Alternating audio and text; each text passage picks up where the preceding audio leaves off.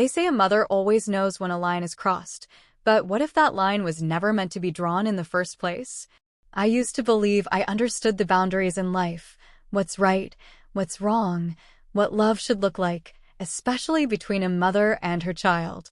But there are some moments in life that don't fit neatly into any category. Moments that feel like dreams when they happen, and nightmares once they're over. It's been 2 years now. 2 years since that night. I still remember every single detail, how the rain gently tapped against the window pane, how the house was quiet, too quiet, how I felt that strange kind of stillness you only notice when something inside you starts to shift. I was sitting alone on the couch, wrapped in an old knit blanket. You know the kind, warm but a little worn out. Just like me. A candle flickered on the coffee table, and the TV was on, playing some old romance film I'd seen a dozen times before. I wasn't really watching it, though. I was drifting, in my own thoughts, about how life got so lonely. So small. I picked up a photo from the side table, one of those cheesy family portraits from years ago. The kind where everyone's trying to smile, but there's too much distance between them for it to look real. There he was. Ethan. My boy. My only child. The one person in the world who still called me Mom, like it meant something. He had that same sweet smile in the photo he always had growing up, the one that could melt my frustration in an instant. But that night, he wasn't smiling. He wasn't a boy anymore. And I wasn't just his mother. That night, he came to me, not as my son, but as something else entirely. And in that moment, everything I thought I knew about motherhood, about love, about myself, began to crumble. It's hard to admit this. Harder still to speak it out loud. But some stories, no matter how uncomfortable, need to be told. Because silence? Silence has a weight. And I've carried it alone for too long. If you've ever found yourself trapped between what's right and what you need, if you've ever stared at someone you love and felt something you weren't supposed to feel, then you already know. This story isn't easy, but it's real. And it changed everything. So if you're ready, if you're really ready to hear it, subscribe to Heartfelt Tales Unfold, where we unravel stories buried in silence. You won't want to miss what happens next. After that night, I found myself replaying everything in my head, not just the moment itself, but how we even got there. Because it didn't start with something scandalous. No, it started with loneliness. I'm 43 now, divorced, emotionally drained, if I'm being honest. It's not that I didn't try to hold the family together. I did, for years. But my husband, Michael, he left 3 years ago. Just packed up and walked out like all those birthdays, all those arguments, all those moments we shared as a family were nothing but static in his rearview mirror. And after he left, I didn't date. I didn't even try. I told myself it was for Ethan. That he needed stability, not a revolving door of strangers pretending to care. But deep down, if I'm really honest, I think I was just scared. Scared of being touched again. Scared of being seen. Because after Michael, I didn't feel like a woman anymore. I felt like a ghost wrapped in motherhood. Ethan became my anchor. He was 17 when Michael left. Old enough to understand, but still young enough to need me. And I clung to that, maybe too tightly. We leaned on each other. More than we should have, maybe. He'd check in on me when he got home from school. Sit beside me at dinner even when he had homework. He noticed the little things, if I was tired, if I hadn't eaten, if my eyes looked sadder than usual. It's funny. After Michael, I thought I was done being someone's everything. But then Ethan stepped in, not just as my son, but as my companion. My comfort. And as the years passed, he changed. Ethan became a man, quiet, gentle, but so present. He wasn't like the other boys his age. He was mature, thoughtful, sensitive. Sometimes he'd help me do the dishes, his hands brushing mine, and he'd smile, not like a boy smiling at his mom, but like a man seeing someone he cared about deeply. And I noticed. God help me, I noticed. I tried to ignore it. Tried to brush it off as me overthinking, or maybe just craving connection in a world where I felt so invisible. But in the quiet of our little home, this small, dimly lit house where every creak in the floorboards could be heard, and every sigh echoed. It was impossible to ignore how much we depended on each other. Our home was cozy, yes, but it held a heaviness too. The kind that settles in after too many years of secrets and silence. There were picture frames on the walls, but most of them were from years ago, before the divorce. Before everything fell apart. The curtains stayed drawn more often than not, and the air smelled faintly of vanilla candles and old memories. I'd sit by the window sometimes, watching neighbors walk by, couples holding hands, laughing, living. And I'd wonder, did they know how lucky they were to be seen? Because me? I felt like a shadow in my own life. Ethan would walk into the room and smile at me, and for a second, just a second, I'd forget that I wasn't supposed to need him like that. I'd forget I was his mother and not a woman starving for closeness. And it's not that anything happened. Not yet. But the energy changed. There were longer hugs, softer looks, unspoken things that lingered in the air like smoke after a fire. And every time I looked into his eyes, I saw something I didn't want to admit was there. Something unspoken. Something dangerous. But I didn't say anything. I didn't stop it. Because it felt good. It felt like being wanted again. And for someone who had spent years watching herself disappear into motherhood and routine, that feeling was addictive. I always believed I raised Ethan right. But that night showed me just how complicated right and wrong could become. And once you cross that line, whether you meant to or not, you don't just lose control. You lose yourself. It was a Saturday evening. One of those long, lazy weekends where time slows down just enough for the silence to creep in. Outside, rain pattered gently against the windows. Not a storm, just that steady kind of drizzle that makes you want to curl up with something or someone warm. The house felt especially quiet that night. No phone calls, no dishes in the sink, no emails left to check. Just me and Ethan, curled up on the couch. A familiar routine. An old romantic drama played on the TV. One of those classic films where love blooms slowly, tenderly, over glances and silences instead of text messages and hashtags. The kind of movie I used to dream about living in. Before reality taught me otherwise. We'd seen it before. But something about the way he sat closer this time, the way his arm brushed mine every now and then, felt different. Not intentional, not inappropriate, just charged. I told myself I was imagining things. That the flutter in my chest was just nostalgia mixed with a bit too much wine. When the credits rolled and the music faded out, I reached for the remote, but he beat me to it, clicking the screen off, plunging the room into a dim hush. Then he turned to me. And in that pause, before he even said a word, my breath caught. Because his eyes, they weren't just looking at me. They were searching. He hesitated. Rubbed his palms against his jeans like he was trying to wipe off a thought he didn't know how to hold. And then, softly, almost afraid of the sound of his own voice, he said, "Mom, can I ask you something personal?" I smiled, trying to keep it light. "Of course, baby. What's on your mind?" He looked down, then back up at me. And the way he looked at me right then. Gentle, vulnerable, like he was about to hand me a piece of himself, I'll never forget it. "Do you remember your first time?" He asked it quietly, carefully, like he wasn't sure if he was allowed to want the answer. I blinked. Not because I was shocked by the question. Ethan and I always had an open line of communication, but because of how he asked it. There wasn't a smirk. No teasing. He wasn't trying to make a joke. He was genuinely curious. And nervous. I laughed. Softly. Not because it was funny, but because I didn't know what else to do. Yeah, I said. Of course I remember. It was awkward. A little scary. I was young and unsure. And honestly, it wasn't that great. He chuckled, but it was short-lived.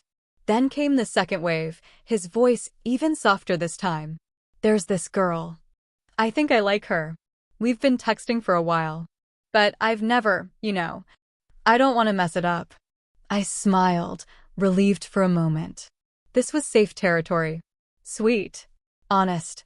The kind of mother-son talk I always hoped we'd have when he was little. So I sat up straighter, nodded encouragingly. Well, it's okay to be nervous, I said. The first time is supposed to feel scary. You just have to be gentle. Pay attention. Don't rush. Just be real. I went on for a few minutes, giving what I thought were motherly pearls of wisdom. Keep it respectful. Make sure she's ready too. Don't just think about yourself. You know, the usual. But he wasn't listening like a teenager getting advice. He was watching me. His eyes didn't waver. His hands didn't fidget. He was locked in on my face like he was trying to memorize every word, every breath. And then he said something that made my stomach twist. But what if the person I trust the most isn't her? I blinked. What do you mean? He paused. Then, after what felt like a year of silence, he whispered, what if the person I feel closest to is you? The air in the room changed. No thunder outside, no dramatic music, just stillness. Like the world was holding its breath. I didn't speak. I couldn't. My throat was dry. My heart pounded. Was this just a slip? A sweet sentiment from a boy who adored his mom too much? Or was it something else? I tried to steer it back. You mean, you feel safe talking to me, right? I asked gently, almost pleading with him to say yes. To give me something safe to hold on to. He nodded. But then his eyes did that thing again, that searching gaze. And I realized he wasn't just nervous about the act. He was nervous about who he wanted it with. And that girl he mentioned? She didn't exist. At least not in the way I first thought. Because it wasn't the girl he was nervous about. It was something else. Something far more complicated. That night, I didn't sleep. I lay there in the dark, my eyes open wide, staring at the ceiling like it held the answers to questions I wasn't brave enough to ask. The house was still, too still. I could hear the wind brushing against the window glass, the soft rustle of trees, the distant hum of passing cars. And every few seconds, I could hear Ethan's bedroom door creak slightly as the draft moved through the hallway. It was like the house itself was whispering secrets I wasn't ready to hear. But it wasn't the sounds that kept me awake. It was him. His voice. His words. The way he looked at me. Like I was more than his mother. Like I was the answer to something he hadn't dared to ask out loud until now. What if the person I feel closest to is you? God. Those words kept spinning in my head like a haunting lullaby. I pulled the blanket tighter around me. It didn't help. I felt exposed, raw, confused. Not just about him, but about me. Because somewhere, buried deep beneath the shock and disbelief, there was something else. Something darker. Something I didn't want to admit. It had been years since anyone looked at me that way. Years since I felt seen. Wanted. Desired. Not just as a mother, not as someone holding everything together. But as a woman. Michael hadn't touched me for a long time, even before he left. We were roommates by the end, co-parents. Two ghosts circling the same dead marriage. And after he walked out, I stopped seeing myself that way altogether. I became Ethan's everything. His support system, his shoulder to cry on. And somewhere along the way, I buried my own needs. My own desires. But that night on that couch, Ethan didn't see a tired, middle-aged woman just trying to get by. He saw me. And worse? I saw him too. Not as my child, but as a man. I hated myself for even thinking it. He's confused, I whispered into the dark, trying to convince the silence. He's still a child, isn't he? But the way he looked at me, the calm in his voice, the certainty in his eyes. He wasn't confused. I was. And then my mind drifted. Back to a moment I had long tucked away. A memory that should have felt innocent, but now felt like a seed planted long before either of us realized. It was right after the divorce. I was crying in the kitchen, thinking Ethan had gone to bed. But he came downstairs. No words, just walked up behind me and wrapped his arms around my waist. And in the softest voice, he whispered, "You're the only woman I need, Mom." I remember how that moment had warmed me back then, how it felt like the only thread keeping me from unraveling completely. But now it felt like a thread I should have pulled loose before it knotted itself around both our hearts. I turned over in bed, pressing my face into the pillow, willing the tears not to come. How could I feel this? How could I even entertain the idea? He was my son. But also, he wasn't a little boy anymore. He was grown. He had his own thoughts, his own desires. And maybe, just maybe, I wasn't the only one feeling this strange, unspeakable shift. I didn't touch him. I didn't say anything back. But I also didn't shut the door. I didn't tell him he was wrong. I didn't scold him. I just sat there, frozen, letting his words hang in the air like a forbidden perfume I couldn't stop inhaling. And isn't that the danger? Not the act, not the moment itself, but the silence after. The pause that lets possibility slip in like water through a crack in the wall. Because I should have ended it. I should have drawn the line right there. But I didn't. And deep down, I think I know why. I was curious. Curious about how far he'd go. Curious about how much I mattered to him. Curious about how it would feel to be loved like that again. I didn't ask for this. But I didn't stop it either. And the scariest part? A part of me didn't want to. It should have ended with that conversation. But curiosity and silence, they're dangerous companions. They tiptoe through your thoughts in the middle of the night and make space where no space should ever exist. And once the door is open, even just a crack, there's no telling what might slip through. The days that followed felt like walking across a frozen lake. The surface looked solid. Normal, even. But every step carried the threat of something cracking underneath. Nothing had technically changed between us. We still had breakfast together. Still shared our evening routine. Still talked about the news, laughed at our favorite shows, bickered about whose turn it was to take out the trash. But underneath the familiar rhythm, something was different. Unspoken, yet unmistakable. Ethan became more present. He hovered longer in doorways. His hugs lingered an extra beat. When we passed each other in the hallway, he didn't just walk by, he brushed by, fingers trailing my arm like it was an accident, but it wasn't. And when I was in the kitchen back turned, chopping vegetables, minding my own business, I felt his eyes on me. Not glancing, not noticing, watching. I turned around once, catching him mid-stare. His gaze didn't dart away like it used to when he was a shy teenager. He held it. And for the briefest second, so did I. I told myself to stop, to say something, to pull away. But instead, I smiled, tight-lipped, nervous, pretending I didn't feel the heat crawl up the back of my neck. That night, I stood at the sink, washing dishes. The kitchen was dim except for the soft under-cabinet lights. Rain tapped the window again, familiar now, almost comforting. Almost. Ethan walked up behind me. I felt him before I saw him. The way his presence filled the room. The warmth of him standing too close. He placed a hand on my shoulder. Gentle. Steady. But he didn't pull away.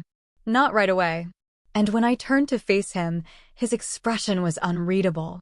Vulnerable, yes. But also bold. Like he had made up his mind about something. His voice was low, careful. I've been thinking about what I said the other night. I swallowed hard. I wanted to stop him. I should have. But instead I nodded. He continued. I didn't say it to scare you. I see how you look at me sometimes. And I can't help but wonder if maybe you feel it too.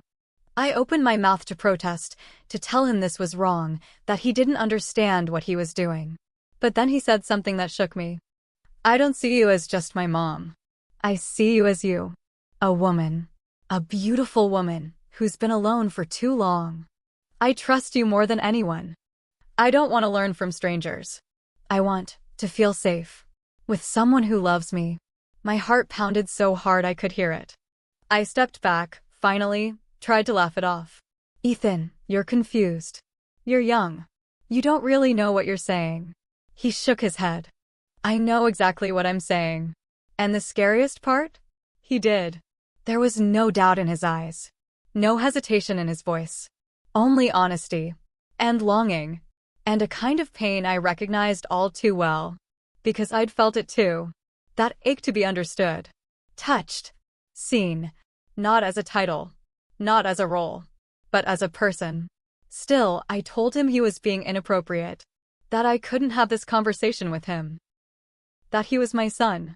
But when he reached out and took my hand, I didn't pull away. Not right away. I let his fingers wrap around mine. Let the heat of his skin seep into my palm like an old memory I didn't want to forget. He looked into my eyes, so deeply, so earnestly, and asked, "Just teach me. Please. I trust you." I felt a tear roll down my cheek. I should have screamed. I should have said no. But all I did was close my eyes. It happened quietly. There was no loud declaration, no storm of passion or rage. Just stillness. A kind of stillness that only comes before everything changes. The bedroom was dim. Only the hallway light crept in through the crack in the door, painting a soft orange line across the floorboards. I was sitting at the edge of the bed, knees drawn up close, arms wrapped around myself like armor that no longer worked. My heart was pounding. Not fast. Just steady. Heavy. Each beat a warning I refused to hear. And then I heard his footsteps. Slow. Careful. Like he wasn't sure if he should be walking toward me at all. He appeared in the doorway, his shadow stretching across the room before he stepped into the soft glow of the hallway light. Ethan. He looked different. Still my son. Still the boy I raised. But also, somehow not. There was a tremble in his hands, but not in his eyes. He wasn't rushing. He was just standing there, waiting for permission to exist in this space with me. We didn't speak right away. The silence between us was thick, alive. Not awkward, not forced. Just full. Like both of us already knew what the words would be, and neither of us wanted to say them first. Finally, I whispered, "You shouldn't be here." He nodded, but he didn't leave. I looked down at my hands, dry, tired, worn from years of cooking meals, folding laundry, wiping tears. Hands that had been used for mothering. Not for this. And still, I didn't move. I heard him step closer. Just once. And then stop again. Another long pause. Then, softly, "I'm scared too." That broke something in me. Because he wasn't bold anymore. He wasn't daring. He was afraid. Just like me. I looked up at him. Really looked. This wasn't a game. It wasn't lust or rebellion. It was longing. His eyes were pleading, not for touch, but for connection. And then I said it.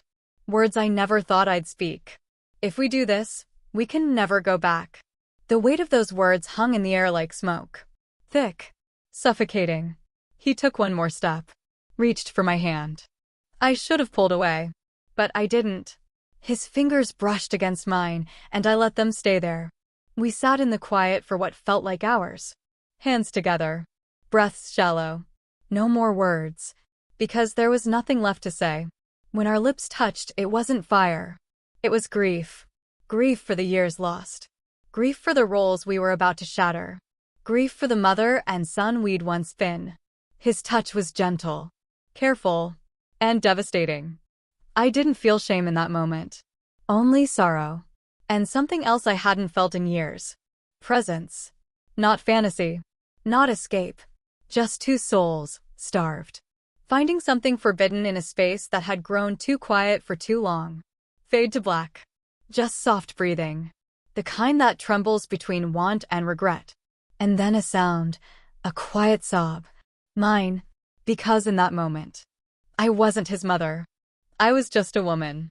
And he was the first one who saw me that way.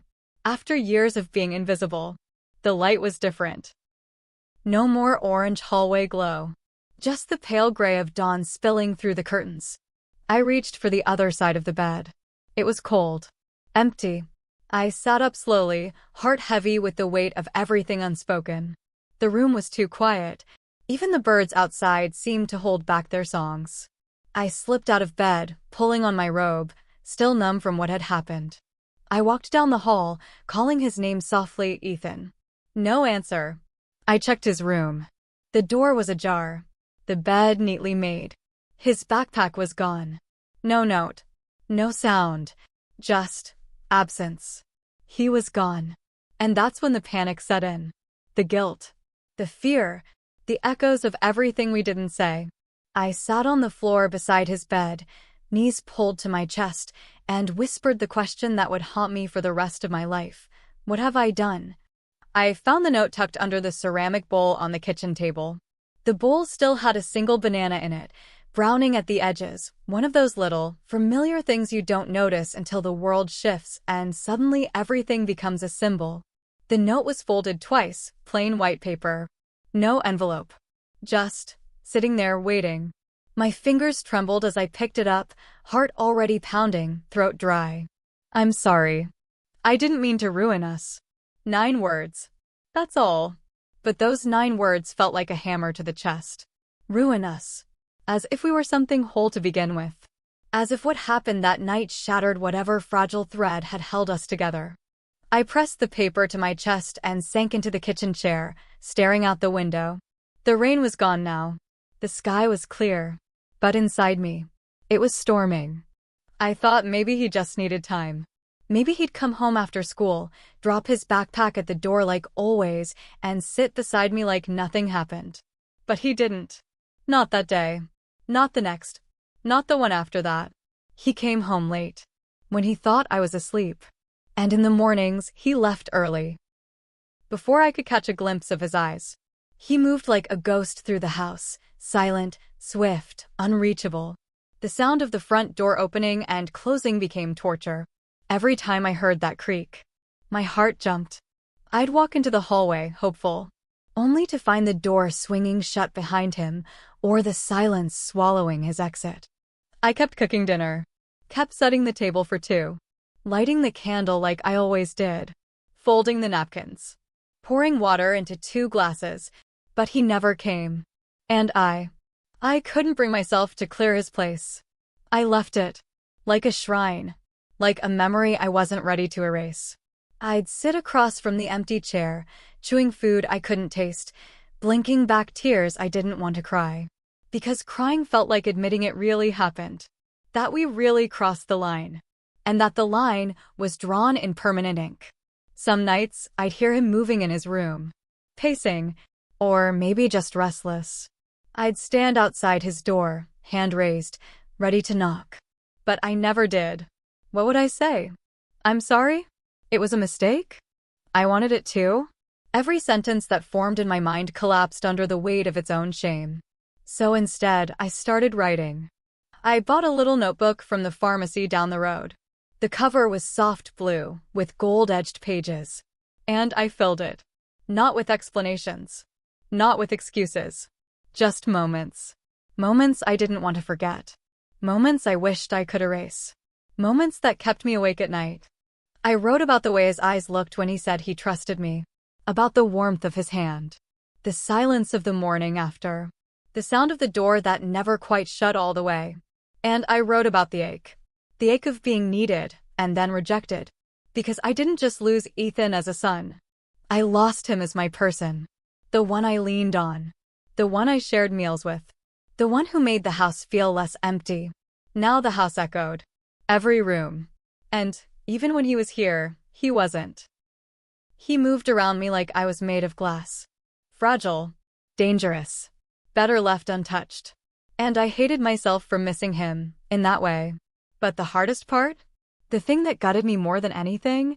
Was knowing that I was no longer his safe place. I used to be the one he ran to.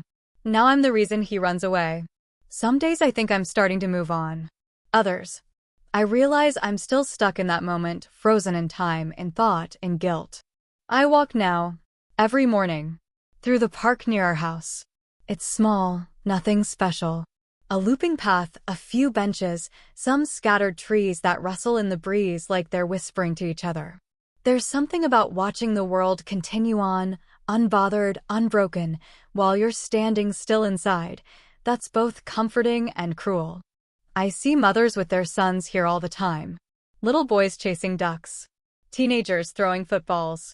Even grown men walking slowly with their mothers, talking about jobs or girlfriends or weekend plans. And every time I pass them, something tightens in my chest. A quiet envy. A deep, hollow regret. Because I didn't just lose Ethan as my child. I lost him in a way that most people couldn't understand. Wouldn't want to understand. And worse? I still don't know if I regret what happened, or if I just regret the silence that followed. I keep asking myself, did I fail him? As a mother? As a guide? As a woman? Did I fail myself? Or was this just what happens when two wounded people lean too hard on each other for too long? I don't have the answers. No one teaches you how to carry this kind of shame. There are no rules for what happens when loneliness and love wear the same mask. When comfort becomes closeness and closeness becomes something far more dangerous. When the lines between need and want blur so slowly, you don't realize you've crossed them until it's too late. I think back to that night. Not just what we did, but what it meant. For him. For me. It wasn't passion. Not in the way people think. It was two people who had been abandoned. Who had poured so much into each other that we forgot where he ended and I began. And I wonder, if I had pulled away the moment he reached for me, would we still be okay? Would he still look me in the eye without flinching? Would he still call me mom with softness, not guilt? Or was this always going to happen? A slow-motion car crash I kept telling myself I could avoid, right up until the impact. And the silence afterward.